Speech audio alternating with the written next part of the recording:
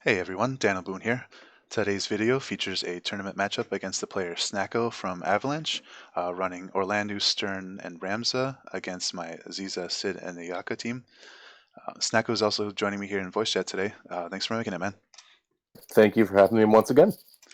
This video is the last of our three finals matches together, featuring commentary from both opponents.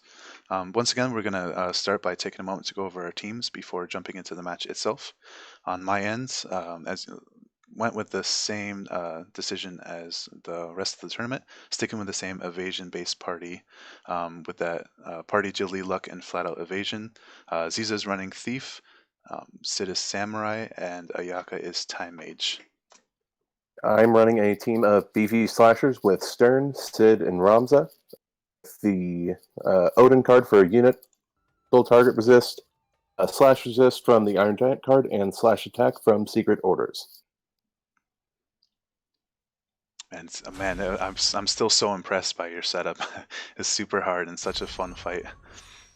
Shout out to AVA King for that. He came up with the entire idea. Nice.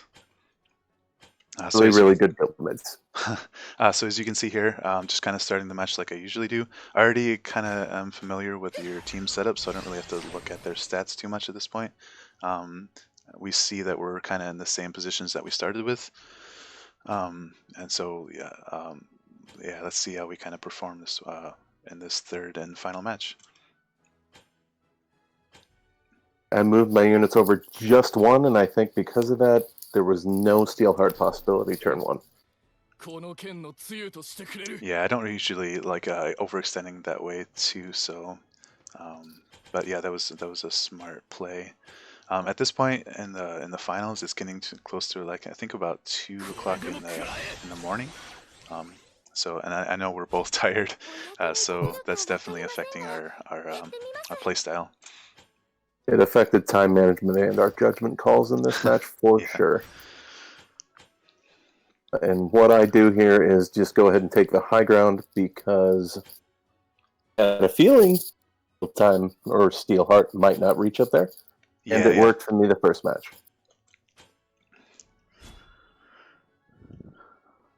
So speaking of the first match, I'm definitely like thinking in my head like I don't want to see it play out in a similar fashion. So I bring Ayaka up here to kind of preemptively have her in a position to help out sooner. Then But still I going with decide haste. to run back even farther. I've now seen what happens when Steelheart goes off.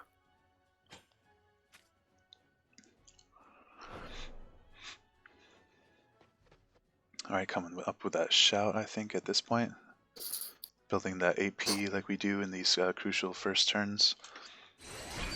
And that's something you need to think about in tournaments as well. Once you build enough AP, you should probably start passing turns in order to act sooner, and that is something you still do not see me do this match. Yeah.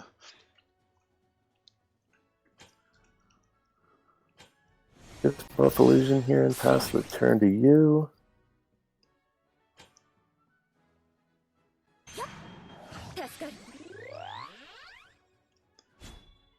All right, so now Ziza, I have to make a decision. Like, do I keep trying to move forward and push aggressively? I think the first match with this similar setup is still kind of weighing heavily on my mind at this point.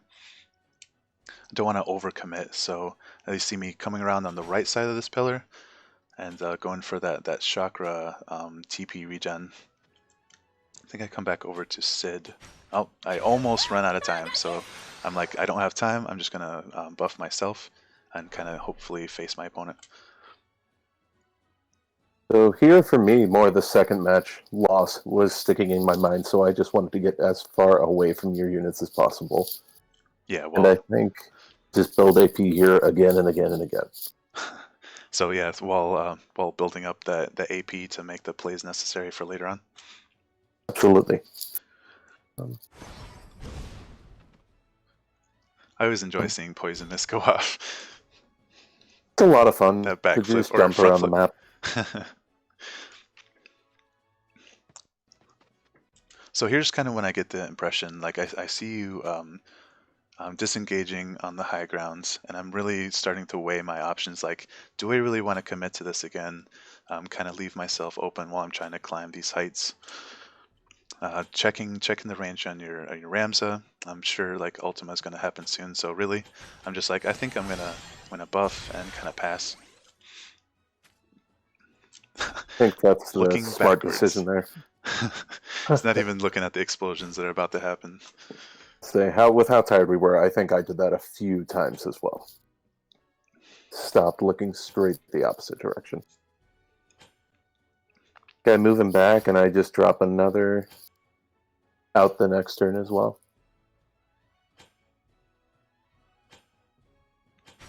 So, against other comps, were you getting double turns with your hasted units?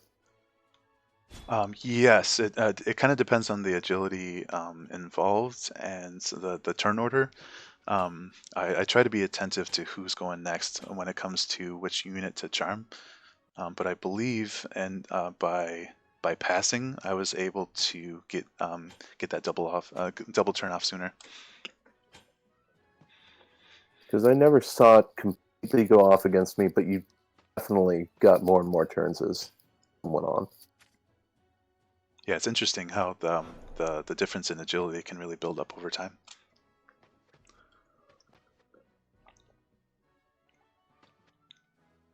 I think at this point, chat was getting to ask a long time. What happens if they tied? Because it looked like neither of us were going to make a move. Yeah, that's actually an interesting observation that I don't think any of us really had considered before um, going into the match at this point. And I believe at that point it would just be like a draw with like no deciding factor or win condition involved. So would we just do like a round 4 at that point? I think without the rules, they were thinking we'd take one unit versus one unit or something along those Oh, lines. no way. Yeah, that'd be crazy. Should definitely plan for that this time around. That's exciting. That's got me thinking here as we're trying to record this right now. That would have been a lot of fun. I wonder how fast I could have gotten my stern to move. And again, I just backflip across the map. All right, so I think at this point I've decided that yes, I don't want to push the engagement. Obviously, a bit of a misplay there. Wasn't able to move at all, but it doesn't really matter at this point just because of the ranges involved. We were both really, really comfortable in these positions. I think it goes to turn 25 before anyone starts moving towards each Okay, other. gotcha.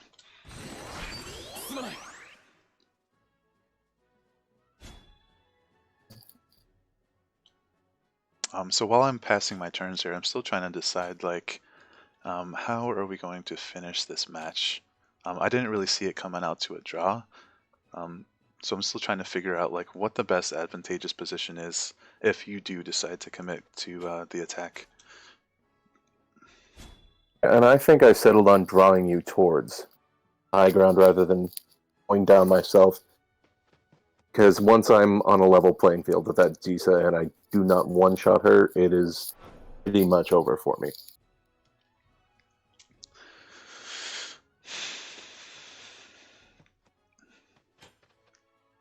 Don't know if I even buff or if I just run out of time right here. Okay, we do evasion again.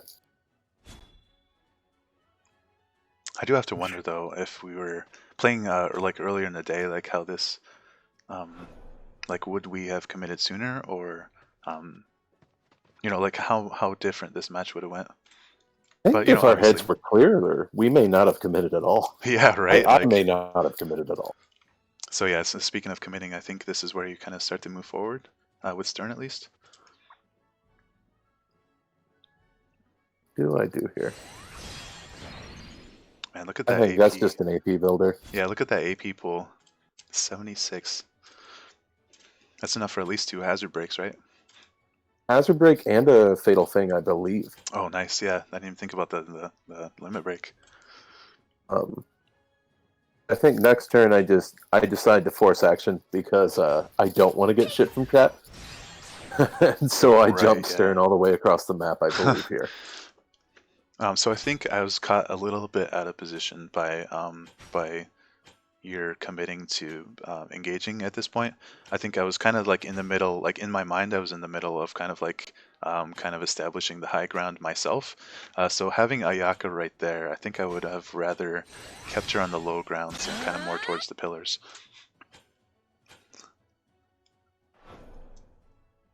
I don't even think if I was. I don't know if I was thinking strategically here at all. I just wanted something to happen. But it wasn't my fault if we had a boring match 3. Oh man, yeah, I don't want you to. Yeah, that's. I don't think that should be a consideration. I think we shouldn't have to worry about whether it's boring or not. But I guess maybe that's just a kind of part of the game. All right, so here's my issue with moving Ayaka towards the pillars. The way that I play, it's usually not an overhead perspective. So the graphics kind of get in the way of my decision making. All right, so here's where I'm like, all right, so if Stern is moving this way, let's try to intercept him. I think there you're just outside of the range of a hazard break. And then you move one back just to be sure. Yeah. So here I thought that Steel Time could not go up 2 levels, or Steel Heart, could not go up 2 levels, but I was not completely sure. But I was okay with it because even if you steal Stern's Heart, I don't know if he's got enough movement to hit my Ramzo. Yeah. Yeah, I think that's smart. Kind of sending him out almost as like a scout. Here, trying to judge and see what the risk is for the getting the range that far, that close to my units. So yeah, definitely trying to stay back, I think, and just kind of scout as well with my Ziza. All right, I kind of like putting my Sid right there behind the pillar. I used that strategy before. It's still in range for Ayaka to haste him without actually having to move herself. That is how I fought against Frederica in the first round. I just hit all 3 units behind a pillar and let her waste sharpshoot. Yeah, so it does not have the range here to clear the 2 height difference. It's only like one range height, I believe. So that is you off guard a little bit as well, I think. And you move back here, or stay there?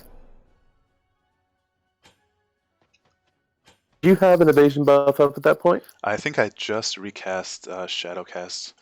So here you see me, like my cursor is circling right there. That's me anticipating the the hazard break. I think I did not use Decider of Fate. I had a % chance to hit you, so I decided to run back and use it. Yeah, that makes sense. And my thinking here was just bringing Ramza in range within 1 or 2 turns to drop that ultima like I did in game 1. Mm-hmm. Yeah, and I see that 80 AP, and I'm like, yep, he definitely has ultima already.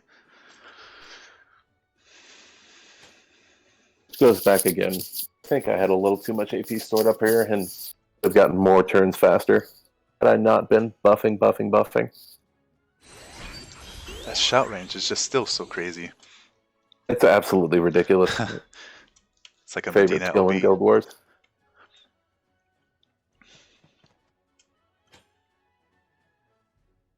So you draw first blood here, right?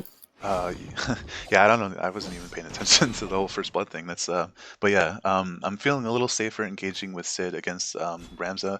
Not exactly trying to dodge like an attack, So if I draw the Ultima out, I'll feel better than with having to tank it with Ziza, especially with a regen buff taken on me. My thinking here was, whatever happens, I cannot use Ultima on Sid, and I also don't think it would have had the damage. So with Ayaka, I was trying to preemptively cast Kiraga just in case, but I saw that she was casting it too soon, so instead I just passed my turn.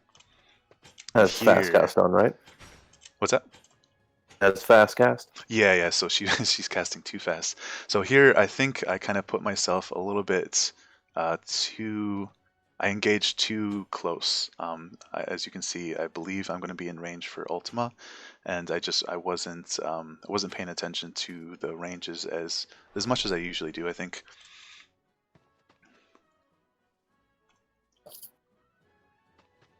I think here I decide to LB with my Sid To get that haste buff to off. see if I could get that haste off. Yep. Gotcha, yeah. I think I got a lucky 70% in. Oh, for the hit rate? Gotcha. 70, that feels kind of good though. Could be a lot worse. Thinking back, I did blow all of his AP on this one move. Yeah, that's the thing I try to keep in mind. I think that affected one of my earlier matches. In the long run, that was not a smart move, but I got the lucky haste as well, so I'll take what I can get.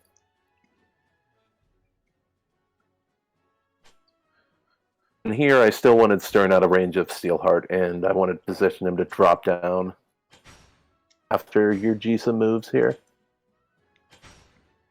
So here I'm trying to decide, like, do I use my LB here on Ayaka, or do I just go for the Kiraga?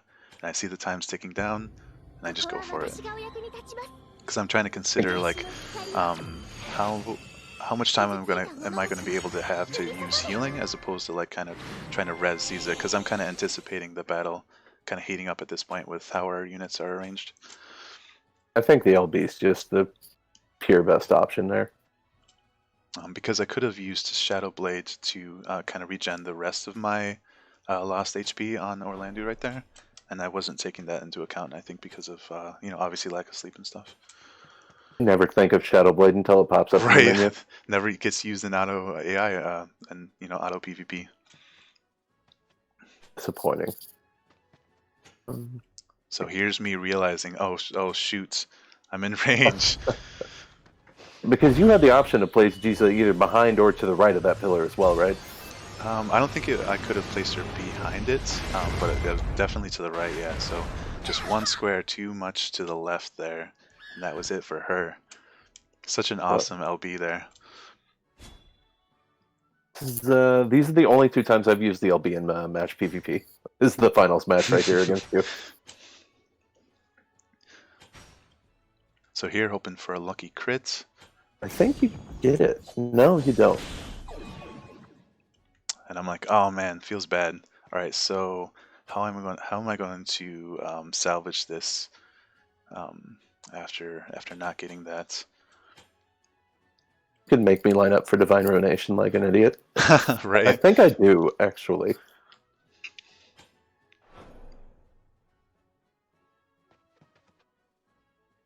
Here, I think I just check damage with Sid. And go for the Crush Armor.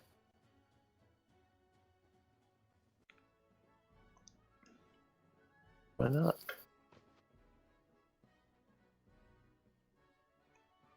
So I think like all of us are kind of on edge right now. Like this is anybody's game at this point. Like we're finally in the battle. We're trading blows. We got 7 actions left, and here's where it comes down to the nitty gritty. You know. This heart was definitely pumping with this one. Extremely nervous. Don't know why I decided to hazard form right there. I've got the power to take out down any unit I want. Without it, that was just a bad idea. Just a bad, tired idea. Yep, exactly. Just like this decision, like I definitely 100% like full life is the way to go here. Like even without like her Shadowcast buff on, but like, I see the time ticking down and I just go for the Kiraga for some reason. I think I was invested and I didn't have enough time to get the full life off. Switching back in the menus. When does the cast go off for full life there? I think it's about the same charge time as Kiraga, I believe. So I think maybe what I was trying to consider is like maybe Ayaka wouldn't have survived to get the full life cast off. Also, right here, I realized I had the wrong sub job. I wanted to have Banishka Blade on Hamza, and I had him on Squire. Oh man, yeah. So going for that triple blow, and then the lucky dodges on all 3. That just like a huge swing, right? It was a jaw-dropping moment for me. Right, like like just having like with Sid going down and Ayaka being the only one left up, Would would have have been definitely closed out the match even sooner for me. for sure. So here I'm like, well, I guess I'm just gonna auto attack, just to be able to not have to worry about Ramza anymore. But I'm like, oh shoot, like I see Kuraga, I still have to be close enough to get that heal. So otherwise it'd be a waste on a full Ayaka. So I'm like, all right, so I guess I'm moving closer. Still So kind of do you regretting. have in condition here at this point? I think with the actions left, not really. I'm just at this point. I'm like, shoot, like I didn't get the full life off. So I was looking at the turn order. And I'm like, yeah, I think at this point I've lost. So I like that disengage. That's really smart because, yeah. So this is the last turn left in the match. It's a casual 103 AP Stern here. And we Just use like, his lowest AP move.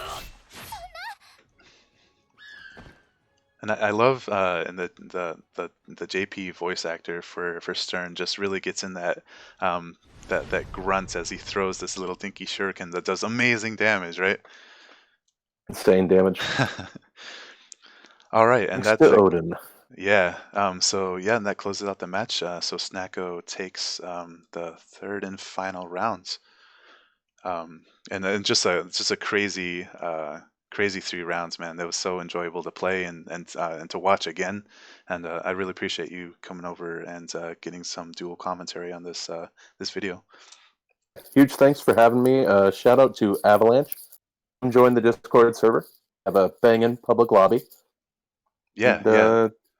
look It's forward funny. to running into you in the next one. Yeah, it's funny. Like I ended up joining the Avalanche Discord like afterwards, just randomly. I think because we were running raids together. So it's funny how these things can like bring people together.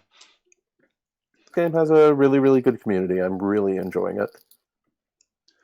So yeah, kind of in conclusion, thank you guys for watching.